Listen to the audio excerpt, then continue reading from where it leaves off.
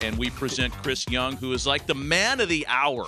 The deGrom signing happens, and everybody's like, wow, I guess they are serious about winning a World Series title in Arlington. Good to see you, CY. Congratulations on landing a very big fish. Well, thank you, Matt. I appreciate you guys having me, and certainly we're excited to land a very big fish. Well, now that it's landed, take us back. I mean, this didn't start in 2 days and you signed him and boom, press conference. When did this all start? Take us through the process. Well, I think it started really with our pro scouting group going into the offseason. We identified that we need to upgrade our starting pitching. And as we were very clear about going into the offseason, we were going to explore all ends of the market. And we didn't put limits on this. This was a commitment from our ownership group that we want to win. Our fans deserve to win, and it's time for us to win. And in order to do that, you have to have really good players. And so our ownership has been unbelievably supportive and giving us the resources to make moves like this. Our scouting group really did a great job preparing for the offseason.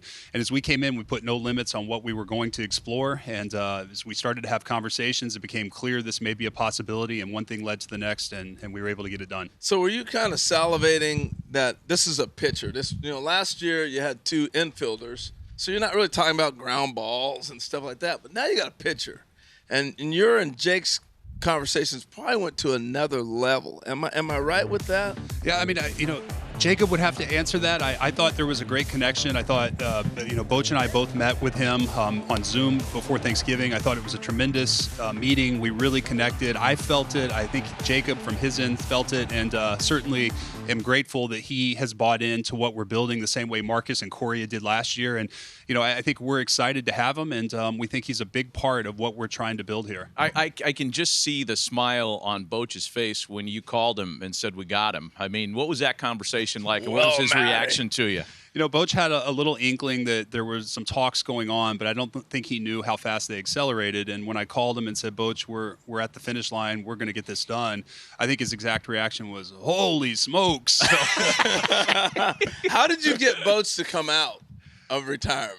Well, Harold, just very honestly, I think just presenting our vision and what I believe we are building and how we're building it and how we're committed to building it, and just being authentic about who we are and what we believe we can build with our market, an unbelievable stadium, a fan base that's craving a winning team, and an ownership group that's committed to giving us the resources to have a payroll commensurate with a top market. So I think that, all things considered, I think Boch looked at it and saw really beneath the surface, beneath last year's record in the last several years, that we have a very good thing going, in our opinion, and we're excited to continue that, but we need his leadership. Do you have any vineyards in Texas? I wasn't sure about that. That played into it. He'll figure out a way. Don't worry. Boch will figure out a way. I mean, we have to hit you with this, even though we know you can't really tell us, but there are people that are talking about maybe even more in Arlington, maybe more big checks being written.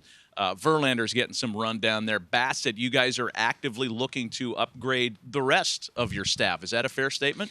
Yeah, Matt, we're not a complete roster, and we recognize that. We recognize how good the Astros are, the Mariners, the Angels. Certainly, Oakland they're on the upswing in terms of the talent that they're constructing with their roster. So we recognize that the division is tough. It's not going to get any easier. We're not a finished team, and I think that between the depth that we feel like we have coming with our minor league group and adding the right veteran free agents, we're going to look for all ways to continue to improve our roster. So how different is it for you now, really driving the whole baseball boat, so to speak, for the Rangers now that you're the head guy in charge? Is that a different position for you? Harold, it's not. I have loved working with John Daniels, who's been a mentor and a great friend, and certainly has put together the foundation of a great organization and really set the table for where we are. But really, I'm not running things. We have a great team in place, and I have wonderful people around me helping me on a daily basis, and collectively, we're doing it together. I know that you are a baseball executive now, and that your post-playing career is a whole different animal.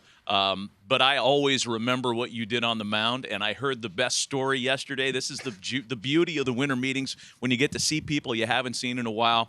Your former battery mate, who you have hired to work with you in Arlington, Nick Hundley, told us the greatest story yesterday about your preparation as a pitcher. I think it speaks to what you do as an executive as well, because you're very thorough in your job.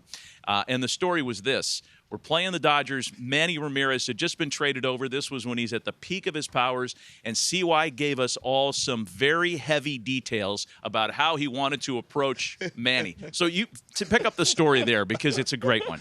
Well, I'll preface it by saying I think it was Nick's rookie year. Manny had come over to the Dodgers. I was pitching for the Padres, and I couldn't get Manny out to save my life. So I was going through the scouting report and thinking, how are we going to get Manny out? He homers off me every at bat. So I don't think I had thrown him a curveball before. And so I told Nick, if we get 0-2, I'm going to throw him a curveball. He's never seen it. It may freeze him. We may have a chance here. So anyway, that's exactly what happened. And Nick got behind the plate. He called every pitch but a curveball, which showed his level of conviction with the curveball. And in the end, we got back to it and threw it. And I think it was the one time I got Manny out. So good. I love that kind of stuff, man. I love it. Chris, a lot of fun watching what you guys are doing right now. Everybody's waiting for the next thing.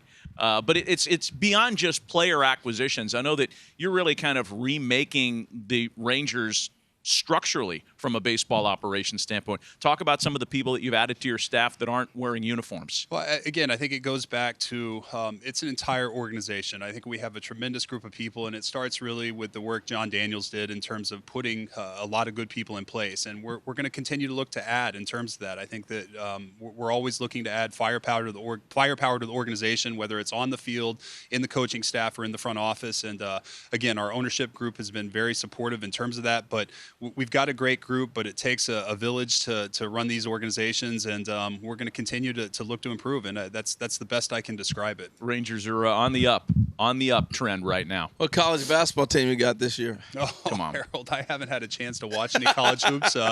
I will at some point, but I don't even know who the top 10 is right now, unfortunately.